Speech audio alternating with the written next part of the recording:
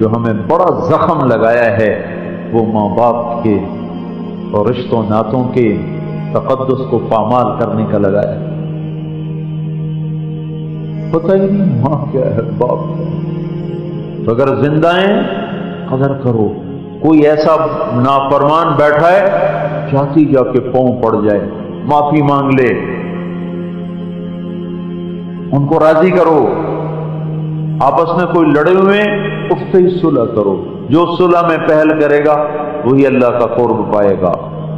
دو مسلمان آپس میں لڑ پڑیں اور 3 دن تک اگر صلح نہ کریں تو ہمارے نبی غصے میں فرماتے ہیں میری طرف سے یہودی مرے عیسائی مرے مجھے کوئی پرواہ نہیں۔ تو دنیا کی بنیاد پہ کبھی لڑنا نہیں بھائیو، درگزر کرو، معاف کرو، درگزر کرو، معاف کرو، فاعفو واصفحو۔ اللہ نے گھر کا اصول بتایا، ان تعفو وتصفحو وتغفروا فإن اللہ غفور رحیم۔ بڑی دیکھو، اگر زندگی کو جنت بنانا ہے تو ان 3 چیزوں پہ عمل کرو۔ تعفو، تعفو کا مطلب ہوتا ہے مٹی ڈالنا، چھپانا، مٹانا۔ اصل مطلب ہوتا ہے عفو، مٹا دینا، چھپا دینا۔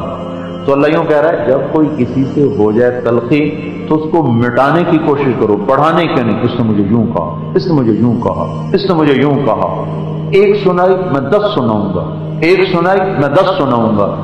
اسلام نے بدلے کی اجازت دی ہے، معاف کرنے کی ترغیب دی ہے، کیونکہ بدلہ لینا آسان کام نہیں، بدلہ لینا بڑا مشکل کام ہے۔ جو مجھے ایک گالی دیتا ہے تو پھر میرا حوصلہ نہیں پڑتا کہ میں صرف ایک گالی دوں، پھر میں جب تک اس کو 10 گالیاں نہ دوں مجھے صبر نہیں آتا۔ پھر کیا ہوتا ہے، پھر ظالم مظلوم بن جاتا ہے اور مظلوم ظالم بن جاتا ہے۔ جو مجھے ایک تھپڑ مارتا ہے مجھے اجازت ہے میں ایک تھپڑ ماروں، لیکن جس کو ایک تھپڑ پڑے تو اگلا اس کو 10 تھپڑ مارتا ہے تو پھر وہ ظالم بن جاتا ہے، وہ مظلوم بن جاتا ہے۔ بدلہ لینا آسان نہیں ہے۔ اور شریعت کے حسن دیکھو، اگر مجھے کسی نے لاٹھی ماری تو مجھے اجازت ہے میں بھی اس کو یہاں لاٹھی ماروں، اور اگر اس کے لاٹھی مارنے سے میری ہڈی ٹوٹ گئی تب شریعت مجھے پابند کرے گی بدلہ نہیں لے سکتے ہو، یا معاف کر لو یا پیسے لے لو۔ بدلہ نہیں لے سکتے، یا معاف کرو یا پیسے لو۔ کیوں بدلہ نہیں لے سکتے؟ کہ میری ہڈی ٹوٹ گئی 1 انچ، اب تم نے لاٹھی مار کے ہڈی توڑنی ہے تو کیا ضمانت ہے کہ 1 انچ ٹوٹے گی؟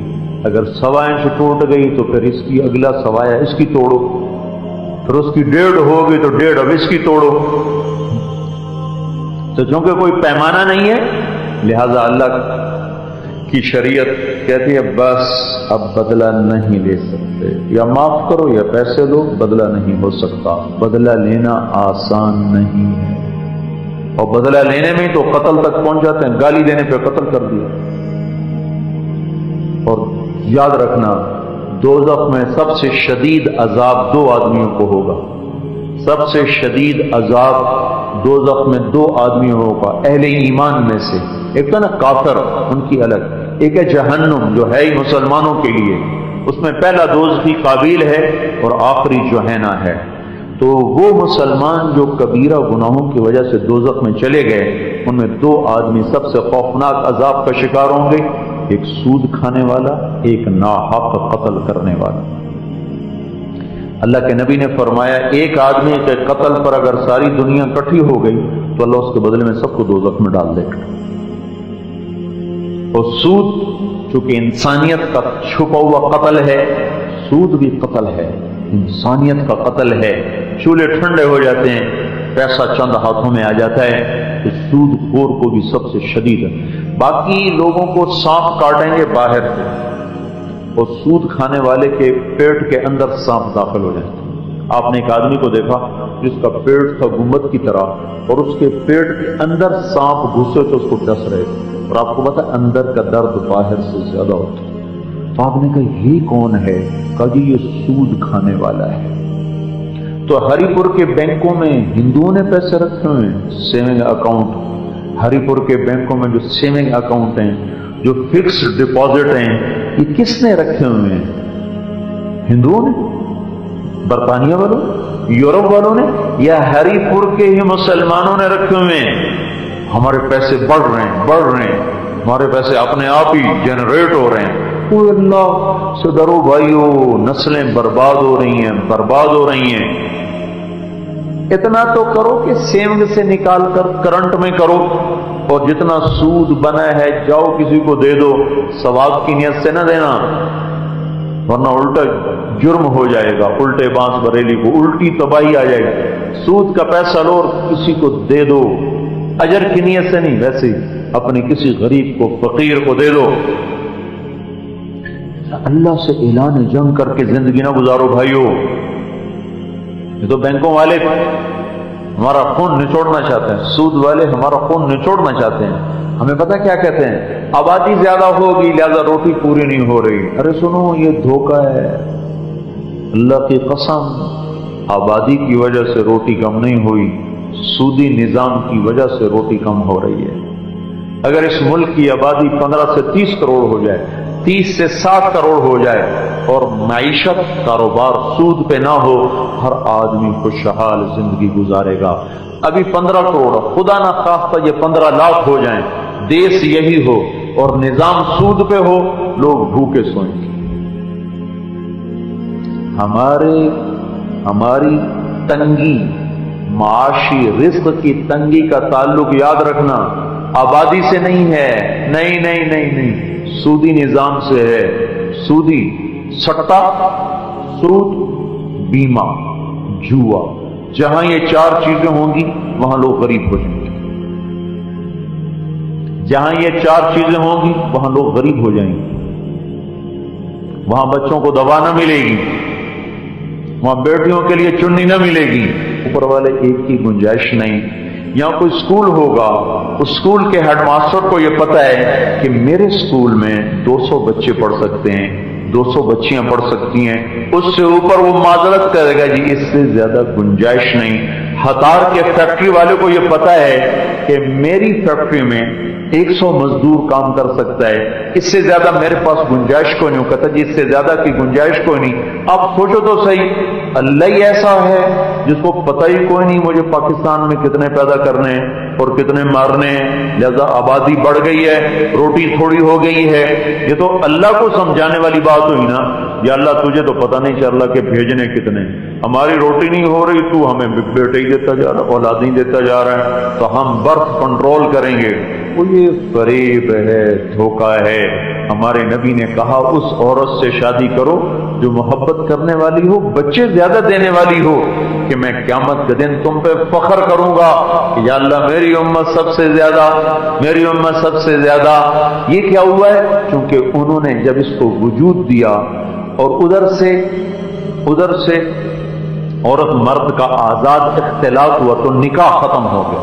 جب نکاح ختم ہوا تو لڑکی کو بچے کو سنبھالنا ہے، گھر کو سنبھالنا ہے، نوکری بھی کرنی ہے۔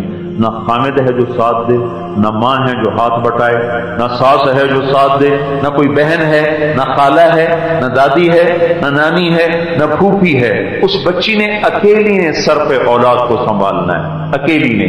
لہذا ادھر سے طبیعت میں آ گئی آوارگی، آزادی، اور ادھر زندگی کی معاشرت کے اصول ٹوٹ گئے، خامد کوئی نہیں ملتا وہاں کی عورت، لہذا اس بچی نے اکیلا سنبھالنا ہے۔ تو مجھے اولاد نہیں چاہیے، مجھے اولاد نہیں چاہیے۔ تو کیا نتیجہ نکلا کہ آج یورپ مائنس میں جا رہا ہے، پیدا تھوڑے ہوتے ہیں، مرنے والے زیادہ ہیں، مرتے زیادہ ہیں، پیدا تھوڑے ہو رہے ہیں۔ اٹلی اس میں آگے جا رہا ہے، ہر سال بچوں کے اسکول بند ہو رہے ہیں، ادھر ہر سال نئے اسکول کھل رہے ہیں، ادھر ہر سال اسکول بند ہو رہے ہیں۔ جرمنی میں میں نے سفر کیا، 100 گاڑیاں گزرتی تھیں اور ایک آدمی جا رہا، ایک لڑکی جا رہی، یا 2 جا رہے ہیں۔ کوئی 100 گاڑی کے بعد ایک گاڑی نظر آتی تھی جس میں کوئی بچہ بیٹھا ہوتا تھا، ورنہ اکیلے۔ یہ تو اللہ کا شکر ہے کہ ہمارے صرف پڑھے لکھے لوگ بیوقوف بنے ہیں، باقی دیہاتی لوگ ابھی بھی سمجھدار ہیں اللہ کے فضل سے۔ ڈگی میں بھی بچے بیٹھے ہوتے ہیں، ڈگی میں بھی بچے بیٹھے ہوتے، پچھلی سیٹ پہ 3 کی بجائے 8 بیٹھے ہوتے، گودی میں، اس کی گودی میں، اس کی جھولی میں۔ یہ صرف پڑھے لکھوں کو انہوں نے بیوقوف بنایا ہے. ہمارا چونکہ 70% طبقہ تو دیہات میں رہتا ہے، اور غریب آدمی کو ویسے ہی پرمن کہتا شکر ہے ایک اور آ گیا، ایک مزدور اور پیدا ہو گیا، ایک مزدور اور پیدا ہو گیا. وہ تو شکر کرتے ہیں کہ ایک مزدور اور پیدا ہو گیا. مالدار پریشان ہوتے ہیں، جائیداد تقسیم ہو جائے گی، زمین تقسیم ہو جائے گی، گھر تقسیم ہو جائے گا، دکان تقسیم ہو جائے گی، پھر کیا بنے گا، پھر کیا بنے گا. بے وقوف جیسے خود رازق بنے بیٹھے. تو غریب کہتا چلو ٹھیک ہے ایک اور آ گیا، ایک اور آ گیا. فریب دیا ہے باطل، ہمیں فریب دے گیا تو تمہاری روٹی پوری نہیں ہو رہی، آؤ ہم تمہیں پیسے دیتے ہیں، تم آبادی گھٹاؤ. ہاں بخشو دی بلی چوہا لنڈورا ہی بھلا، ہم ایسے ہی ٹھیک ہیں. ہمارا رازق اللہ ہے اور اس کے خزانے کم نہیں ہوئے ہیں کہ آبادی گھٹانے کی سوچیں. ہاں سود ختم کرو، جھوٹ ختم کرو، بیمہ ختم کرو، سٹا ختم کرو، جوا ختم کرو، دنیا خوشحال ہو جائے. اس لیے میرے بھائیوں ان بینکوں سے سود تو مٹا دو، اپنے اکاؤنٹ تو تبدیل کرو، پھر اللہ برکتیں دے گا، اللہ رحمتیں لائے گا، اللہ محبتیں لائے گا. جس گھر میں حرام پیسہ گیا اسی گھر سے محبت میں رخصت ہوگی، چین چلا گیا، الفتیں چلی گئیں. اس لیے بھائیو اس کی نیت کرو بھائی، اپنے پیسے کو پاک کرنا ہے، ٹھیک ہے نا بھائی. حرام لقمہ منہ میں نہ جائے. یاد رکھنا جیسے یہ گلی ہوئی غذا اندر چلی جائے نا تو فوڈ پوائزن ہو جاتا ہے. یہ تو اللہ کا نظام ہے، ایک دم اندر میں ایک سسٹم چلتا ہے، وہ گندگی اللہ باہر نکال دیتا ہے. اگر یہ سسٹم نہ ہوتا تو ہم اپنے لقموں سے خود مر جاتے. ایسے ہی حرام لقمے کی تازہ روٹی، تازہ گوشت، تازہ دودھ، یہ بھی فوڈ پوائزننگ ہے، لیکن یہ روح پہ جا کے پوائزن بنتا ہے. یہ معدے میں پوائزن نہیں بنتا، یہ روح پہ بنتا ہے. پھر وہ گندی ہو جاتی ہے، وہ زنا کو چلتی ہے، وہ شراب کو چلتی ہے، وہ جوے کو چلتی ہے، وہ سنیما کو چلتی ہے، وہ گانے کو چلتی ہے، وہ ظلم کو چلتی، ماں باپ کی نافرمانی کو چلتی ہے، بے پردگی کو چلتی ہے. اور جب اندر میں صاف ستھری غذا جائے تو جسم میں طاقت آتی ہے. جب اندر میں حلال غذا جاتی ہے تو پھر روح نیکی کو چلتی ہے، نماز کو چلتی ہے، تہجد کو چلتی ہے، تقوی کو چلتی ہے، نافرمانیوں سے بچتی ہے. بھائیو لقمہ پاک کرو. نیت کر لی نا سارے بھائی، ہر مہینے 3 دن لگا لیا کریں، کون سا زور لگتا ہے. ہر مہینے 3 دن لگاتے رہو گے انشاءاللہ ایمان میں بہار آتی رہے گی، یقین بڑھتا رہے گا، اللہ کا تعلق بڑھتا رہے گا، اور آہستہ آہستہ آہستہ ساری زندگی کا رخ تبدیل ہو جائے گا. تو بھائی کرو گے نا سارے بھائی کیوں. ایک تو بھائی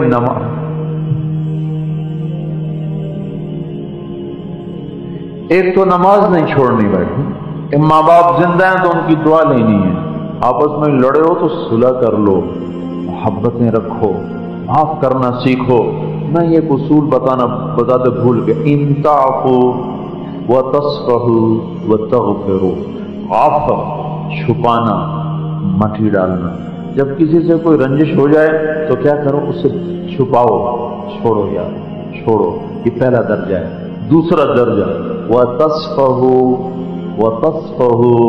پہلا درجہ کیا ہے، مٹی ڈالو، یعنی اسے دبانے کی کوشش کرو، ابھرنا، اسے اٹھانے کی کوشش نہ کرو. وتصفحوا صفا، تصفحوا صفا. صفا کسے کہتے ہیں، صاف کاغذ. کاغذ جس پہ کچھ لکھا نہ ہو اس کو کہتے ہیں صفحہ. اس لیے تلوار کے ایک طرف کو کہتے ہیں صفحہ، اور یہ جو حصہ ہے چہرے کا جس پہ بال کوئی نہیں اس کو بھی کہتے ہیں صفحہ. صفحہ. تو تعفو گھر کا اصول بتا رہا ہوں، TIP کالونی جنت بن جائے، اصول بتا رہا ہوں، ہری پور جنت بن جائے، ہری پور ہرا ہو جائے. پہلا اصول تعفو، مٹی ڈالو. تصفحو، صفا بناؤ. کس دل کو بھی اب صاف کرو، دھو دو. اور دل پہ کچھ لکھا گیا تھا، کچھ نشتر لگ گئے تھے، صاف کرو، صاف کرو. साफ करो, धोवो धोवो। जबान याद रखना भाइयों, जबान से बड़ा खंजर कोई नहीं है, जबान से बड़ी नागन कोई नहीं है, जबान से बड़ा जहर कोई नहीं है, और जबान से हसीन कोई और उज़्व कोई नहीं है। जबान से निकले हुए बोल से मीठा कोई बोल कोई नहीं है, और जबान से निकली हुई बहार से बढ़कर कोई बहार कोई नहीं है। याद रखना, अल्फाज वापस नहीं होते। जी मैं अपने अल्फाज वापस लेता हूं। अच्छा, कहां से वापस हो गए? दोरी धार के जख्म लगाकर अब कहता है जी मैं अपने अल्फाज वापस लेता हूं। अच्छा लाओ, कहां है ताकि मैं तुझे वापस कर दूं? है कहां? वो तो दिल की गहराइयों को चीर के चले गए, मैं वापस कैसे करूं? और 3-4 दिन पहले की बात है, एक आदमी ने मेरे ऊपर बड़ी चढ़ाई की, मैं चुप करके सुनता रहा, फिर आकर उसको खुद ही शर्म आ गई। तो जब आदमी अगला बोलेगा नहीं तो अगला कहीं तो चुप हो, तो मैं चुप सुनता रहा, फिर कहा अच्छा जी मैं अपने अल्फाज वापस लेता हूं। तो उस वक्त मैंने इतना जरूर कहा, मेरे अजीज अल्फाज कभी वापस नहीं हुआ करते, मैं अपने अल्फाज वापस लेता हूं। पहले क्यों नहीं बोला सोच के, अब कहता है मेरे अल्फाज वापस। कभी अल्फाज भी वापस हुए? हवा के दोष पे सवार हुए, सारी दुनिया में फैल गए, जिस्म की दुनिया को वो जहर में भर के चले गए। कहता जी अब मेरे अल्फाज वापस। हाय हाय, तो पहले ही इसको काबू में रखो। तो क्या कहा? तस्फहु ताफू व तस्फहु, अपने दिल को भी धो धो, साफ करो साफ करो साफ करो। तीसरा दर्जा क्या? व तगफिरू, तगफिरू का क्या मतलब होता है? माफ करने के साथ कुछ हदिया हदाया भी देना। हम जो कहते हैं ना अल्लाहुम्मा गफिरली, अल्लाहुम्मा गफिरली, तो इसमें ये मफहूम छुपा, या अल्लाह माफ करके साथ कुछ अता भी फरमा। ये सिर्फ लफ्ज गफरा में शामिल है। तगफिरू, माफ करो, मट्टी डालो। तस्फहु, दिल साफ करो। तगफिरू, सफाई के साथ, माफी के साथ। जिसने तुम्हारे साथ बुरा किया ना उसको कुछ हदिया भी दो, कुछ खाना भी खिलाओ, कुछ तोहफा भी दो, तो सारी कॉलोनी जन्नत बन जाएगी। और अगर बदले लेते रहे, उसने मुझे ये कहा मैं ये कहूंगा, तू एक सुनाएगा मैं 10 सुनाऊंगा, खरी खरी सुनाऊंगा खरी खरी। अगर ये चलता रहा तो सारा हरिपुर हरे होने की बजाय स्याह हो जाएगा। तो भाइयों, मोहब्बतें फैलाओ, नफरतें मिटाओ, जबान को ताले लगाओ, आह ना कर लबों को सी, इश्क है दिल लगी नहीं, सीने पे तीर खाए जा, आगे कदम बढ़ाए जा, यानी जबान हाल से कह दे के हां सताए जा। अल्लाह की कसम, मुझे मेरे अल्लाह की कसम, मुझे मेरे रब की कसम, सुनो मैं 3 दफा कसम खा के कह रहा हूं, अगर माफ करना सीख गए, जबान को सीना सीख गए, तो तुम्हारा अल्लाह तुम्हें दुनिया ही में इज्जत दे के दिखा देगा। जन्नत तो बाद में है, यही देखोगे तुम ऊंचे हो जाओगे, दूसरे नीचे हो जाएंगे। याद रखो मेरे भाइयों, हुस्न अखलाक इस्लाम का सबसे मुश्किल सबक है। नमाज पढ़ना मेहनत चाहता है, रोजा हज ज़कात मेहनत तलब काम है, लेकिन ये बड़े आसान हैं अखलाक के मुकाबले में। सारी रात नफल पढ़ने आसान है और जबान को गीबत से रोकना मुश्किल है। सारे दिन सारे अल्लाह अल्लाह अल्लाह अल्लाह की लाखों तस्बीहें पढ़ना आसान है और इसको गीबत से रोकना मुश्किल। और ये जो नेक लोग होते हैं, ये पता कैसे शुरू होते हैं? अल्लाह माफ फरमाए जी, बस क्या कहते, क्या पूछते हो उसका? और फिर शुरू, पहले कहेंगे अल्लाह माफ फरमाए, अल्लाह के कानून को कभी मजाक उड़ाएंगे, अल्लाह माफ फरमाए, और फिर जबान खुल जाएगी, वो ऐसा, वो ऐसी, वो ऐसी, वो ऐसी, और घरों को आग लगा देती। आपने फरमाया जो लोगों को लड़ाते हैं इधर की उधर सुनाकर, उधर की इधर सुनाकर, वो अल्लाह की नजर में ऐसे गंदे हैं जैसे तुम्हारी नजर में पाखाना गंदा है। तो भाइयों, मैं